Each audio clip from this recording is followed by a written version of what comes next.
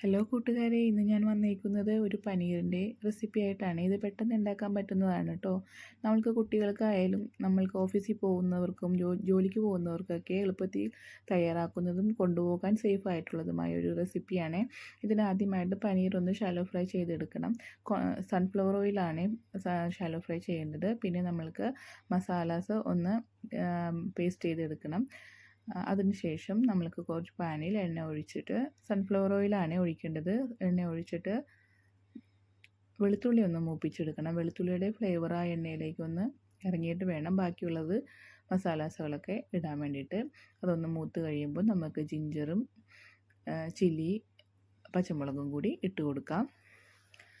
അതൊന്ന് വഴണ്ട് വരുമ്പോഴേക്കും നമുക്ക് ക്യാരറ്റ് ഇട്ട് കൊടുക്കാം. ക്യാരറ്റിനാണ് കുറച്ച് വേവുള്ളത്, അതുകൊണ്ട് കുറച്ച് നേരത്തെ നമുക്ക് ഇട്ട് കൊടുക്കാം.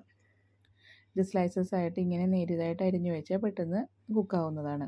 അതിനുശേഷം നമ്മൾക്ക് സവാള ഇട്ട് കൊടുക്കാം. ഞാൻ നീളത്തിൽ അരിഞ്ഞു വെച്ചിട്ടുണ്ട്.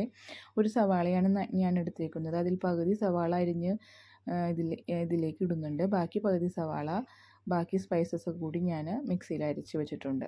ഇതൊന്ന് വഴണ്ട് വരുമ്പോഴേക്കും നമ്മൾക്ക് അടുത്തതായിട്ട് നമ്മൾ മിക്സിയിൽ പേസ്റ്റാക്കി വെച്ചിരിക്കുന്ന മിക്സിയിലെ സവാളയുടെ പകുതിയും ജീരകം, പെരുംജീരകം, പട്ട, ഗ്രാമ്പു, ഏലക്ക, കറുത്ത ഏലക്ക കൂടി നമ്മൾ അടിച്ചു വെച്ചിട്ടില്ലേ, ആ മിക്സ് നമ്മൾക്ക് കുറച്ച് എണ്ണ ഒഴിച്ചിട്ട്, ഞാൻ കുറച്ച് എണ്ണയും കൂടി ഒഴിക്കുന്നുണ്ട്. കുറച്ച് എണ്ണ കുറവാണ്, സൺഫ്ലവർ ഓയിലാണ് ഒഴിക്കുന്നത്. അതിലേക്ക് കുറച്ച് ഒഴിച്ചിട്ട് നമ്മൾക്ക് ഈ പേസ്റ്റ് ഇതിലേക്ക് ഇട്ടൊന്ന് മൂപ്പിച്ചെടുക്കാം.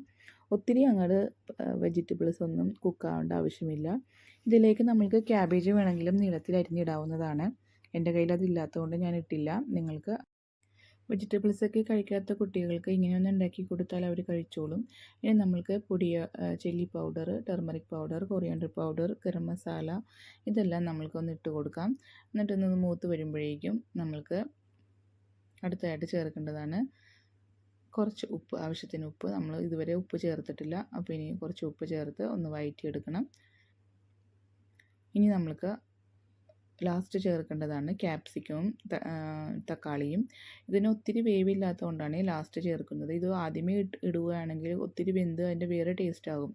ക്യാപ്സിക്കം എപ്പോഴും ഒന്ന് കടിക്കാൻ കിട്ടുന്നതാണ് ടേസ്റ്റ്.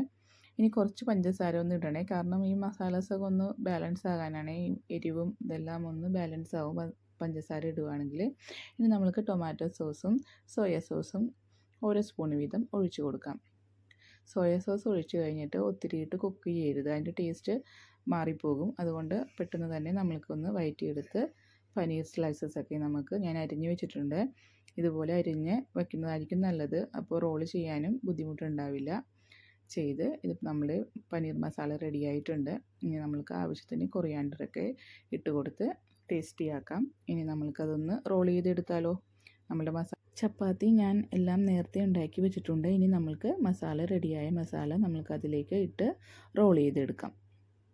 കുട്ടികൾക്ക് ലഞ്ച് ബോക്സിൽ കൊടുത്തു വിടുമ്പോൾ അവർക്ക് കൂടുതൽ ഇഷ്ടപ്പെടും. ഇത് ഫുള്ളായിട്ട് കഴിക്കാനും സാധ്യതയുണ്ട്. അതുകൊണ്ട് ഇങ്ങനെ ഒന്ന് ട്രൈ ചെയ്ത് കുട്ടികൾക്ക് എല്ലാ വെജിറ്റബിൾസും കഴിപ്പിക്കാനൊന്ന് അമ്മമാർ ശ്രദ്ധിക്കണേ. ഇതുപോലെ റോൾ ചെയ്തെടുക്കാം. ഇതിൽ വേണമെങ്കിൽ മയോണൈസും ആഡ് ചെയ്ത് നമ്മൾക്ക് സ്പ്രെഡ് ആക്കിയിട്ട് മസാല ഇട്ട് ഇതുപോലെ റോൾ ചെയ്തെടുക്കാവുന്നതാണ്. അതൊക്കെ ഓരോരുത്തരുടെ ഇഷ്ടം പോലെ നമ്മൾക്ക് വെറൈറ്റി ആയിട്ട് ഡെക്കറേറ്റ് ചെയ്ത് അതിൻ്റെ ടേസ്റ്റ് കൂട്ടാവുന്നതാണ്. എന്തായാലും ഞാനതൊന്നും ആഡ് ചെയ്യുന്നില്ല. നിങ്ങൾക്ക് എൻ്റെ ചാനൽ ഇഷ്ടപ്പെട്ടെങ്കിൽ ഒന്ന് സബ്സ്ക്രൈബ് ചെയ്ത് സപ്പോർട്ട് ചെയ്യണേ. അടുത്ത വീഡിയോയുമായി കാണാം. ബൈ.